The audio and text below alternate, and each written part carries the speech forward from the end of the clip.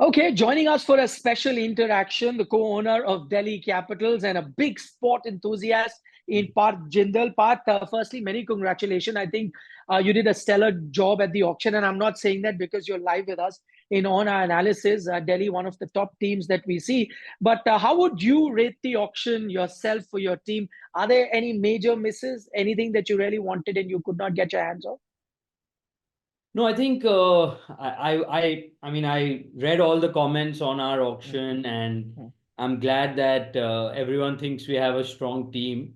So I think we have a very strong team. Batting is very explosive. We have a very good amount of we have a good amount of experience and youth in our batting order. We went the extra mile to make sure that our fast bowling is one of the strongest in the league, and I think we managed to get that. And then we obviously were going into the auction with a very potent spin attack. So I think overall very happy with the auction, with the cards that we had dealt, that we got dealt. Obviously, already made it quite public. I'm a huge Rishabh Pant fan, Yes. so obviously I couldn't manage to retain him or get him back in the auction, which is a disappointment.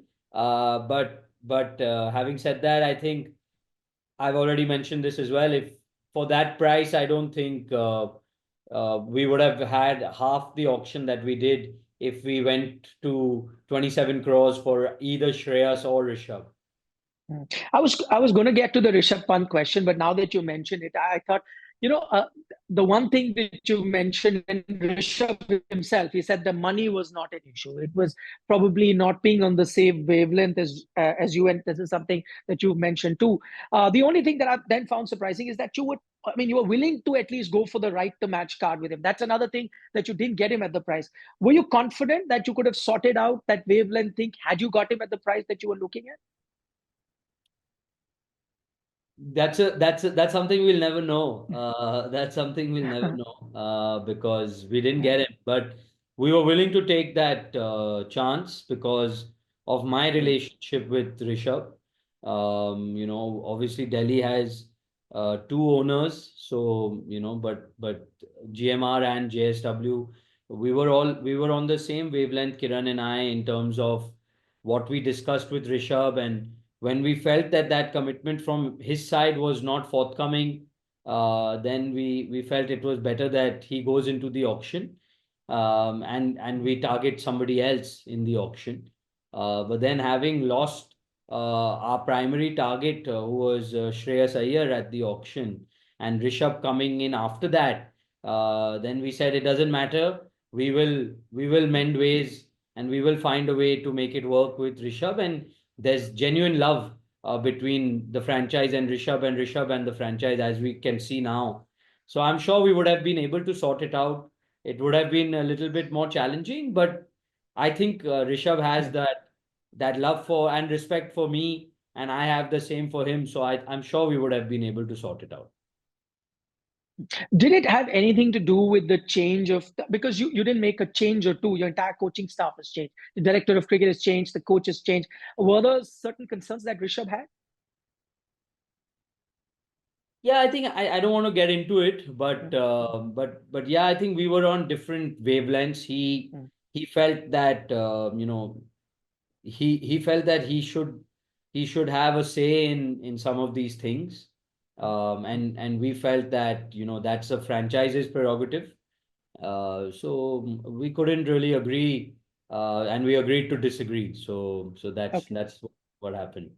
Okay, let me ask you, what do you make of these changes? Because I know you share a very close bond with Saurav Ganguly. He's not the director of cricket anymore. You've now got Venugopal Rao, Hemant Madani. You're on the same page as this. And what really prompted this big change at the top level? See, we're partners, right? Where we both own GMR and Mm. JSW both own 50% each. We both have different styles of management, and we both have immense experience in running sports franchises all across the world. So Mm. it is part of a mature partnership, and I think that the work that was done before the auction, the work that was done at the auction, the manner in which both the groups worked together, and the cohesiveness that we showed is a real hallmark of the maturity of both organizations. And I felt that Mm. Hemang, Venu, Munaf, and the entire coaching staff came extremely well prepared for the auction. And from our side, Mm. Dada, me, and Shantanu and my team, we came well. We complemented each other, and it's one team where together. I wish that we win an IPL under Hemang's leadership. I hope he can get the monkey off the back. And Dada, myself, all of us are always available, as and when they want us, as and when they need us. They know and they saw firsthand how much passion we have for this franchise, and we will do anything whenever they Yeah. say. If they call us at 2 o'clock in the morning, we will be available to Delhi Capitals, because we'll. This is our team. This is my team, and we love it. Mm. You're talking about that partnership, and I'm going to talk about your partner in Mr. Kiran Grandi. I don't know if you follow social media. He goes viral every time there is an auction because people think he's really smart. He ensures that the bid rises. Is that the case, or is it just social media being too proactive? No, no, he's incredibly astute. He's incredibly Uh, smart. He's had 15 years or 16 years of experience with these auctions. So we always learn a thing or two from him on the auction table. And yeah, I don't think we ever go into the auction, or Kiran or I, any of us ever go into the auction with the intention of raising anyone's price, because that can really bite you in the backside if somehow you get stuck with that player. We follow our process, we follow our strategy. But he does it, unlike me, he does it with a smile on his face, which makes it uh, yes. which makes his face very difficult to read. And that's a trait that is a very, very good one. All right, that's perfect auction strategy, as most people will tell you. But Pat, on the subject of KL Rahul, these were just, I don't know, rumors, or a little birdie told me that you had kind of touched base with KL before the auction. I mean, there was no way of guaranteeing that you would get him when you go, but there was this understanding that you'd be interested in someone like a KL. Is there any truth to that? No, I didn't have any discussions with KL before the Hmm. auction. I did not feel it was correct or right of me to do that, because we don't know if we're going to get the player. But I know KL for a very long time. He's been a very good Yeah. friend of mine. He's from Bangalore. We own Bengaluru FC. He's come for a few games of BFC. I mean, Athia is a very dear family friend of mine. So I've known KL for a long time, and Athya. So I share a very strong bond with him. I called him the minute I got him, and I was like, KL, welcome to Delhi, and I'm so excited to have you. And he's like, Part, I can't wait to play for your franchise. And find we have a lot of common friends who every time our teams would play against each other, they wouldn't know where to go. Now everyone's together. Our box is going to be full of close friends, and we're one big happy family. Oh, he's actually auditioned for two of your teams. I don't know if you saw his Insta story where he's auditioning for Bengaluru FC as well with his footballing skills. It was awesome. I gave him a shout out. I said, KL, when you're done bullying the Aussies, come help us for that title push. Yeah, yeah, he is. I've often seen him, in those warm-ups. He's quite a keen footballer there as well. But, I'm looking at it from the outside. For us, when we were looking at the auction, for us, it seemed like KL Rahul at 14 crore, daylight robbery, because, he's in the same league as a Shreyas Iyer or a Rishabh Pant, and he goes for 14. I'm sure you had far more money reserved for him, and you got him at 14. Must be delighted with that. Yeah, absolutely delighted. I think I Hmm. was looking at his stats. I think out of the names you took, he has the best stats in terms of Yes. number of runs at the auction.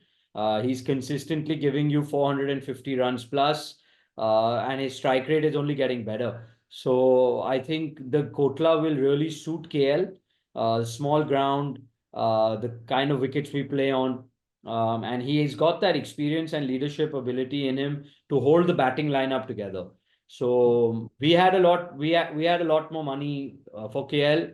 We could have gone as high as we did, a little bit less than we overshot our budget for Shreyas. We weren't supposed to get there, but that was more the auction dynamics. But we had a lot more in store, a lot more in the tank for Shreyas and for KL, and because we got KL, that allowed us to get someone like a Mitchell Stark. That allowed us Mm. get someone like a Jake Fraser McGurk as a right to match. And it allowed us to get the money for Natarajan. It allowed us to get the money for the right to match for Mukesh Kumar.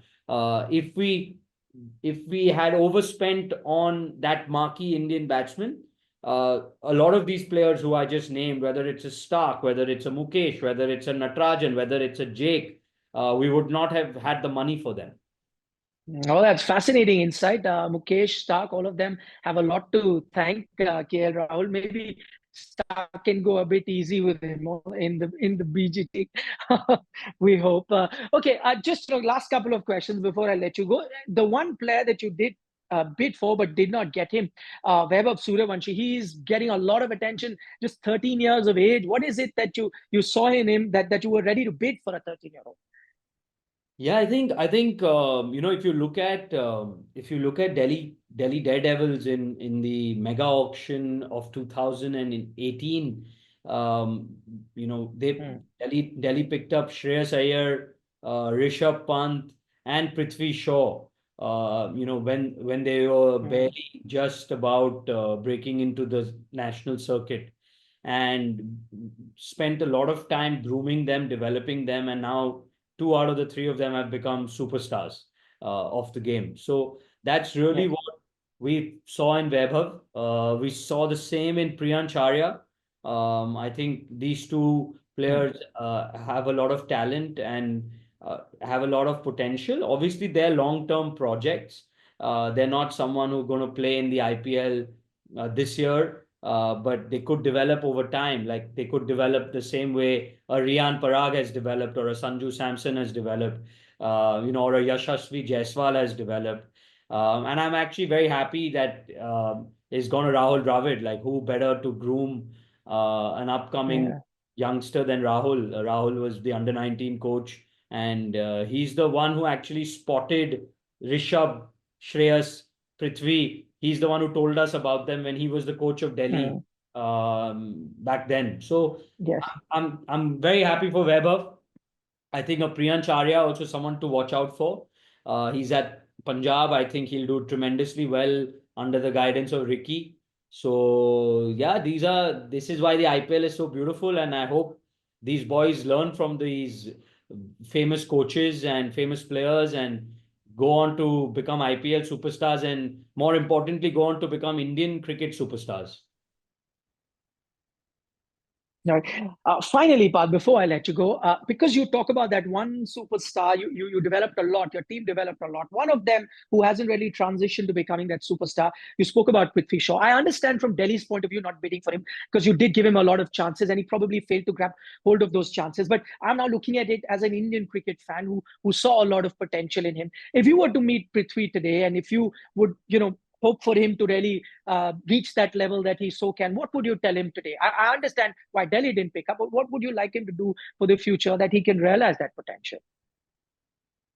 See, Prithvi is a great kid. He's Mm, he's misunderstood in many ways, and I think all of us growing up need a jolt and mm, need to be shaken up from our slumber. Right? There are times where even I've needed that jolt, and you somehow when all your life you grow up hearing that you are the special one, you are the most talented, you are the only other batsman in the world other than Sachin Tendulkar and Virat Kohli who has an MRF bat, right? yeah, yeah, That tells you a lot about what uh, everyone thought about him. People calling you Lara, somebody calling you Sachin, somebody calling you the next big thing. You grow up in that environment, and everyone from Mumbai cricket talking big about you. And let Mumbai has developed.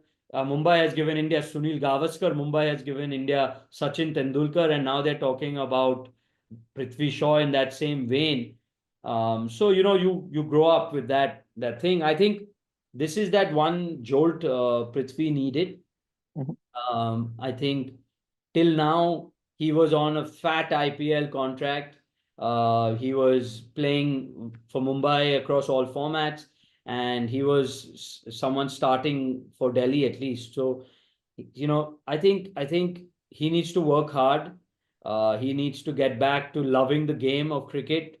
He needs to get back to the nets. He needs to get back to his fitness. He needs to get back and understand where he went wrong and just get disciplined. Talent is there for everyone to see.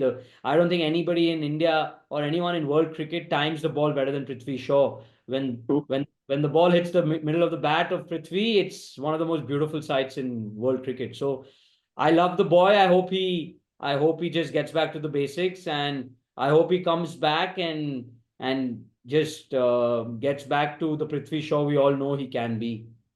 Well, that's right, Parth. I think truer words have not been spoken in terms of talent. No doubting Prithvi Shaw. Probably this is that jolt, and maybe it'll be a loss of cricket world at large if he really, doesn't perform at the level that he really is capable of. But Parth, thank you so much for taking out time and speaking to us here on India Today. Wishing you and your team all the very best when IPL does come along.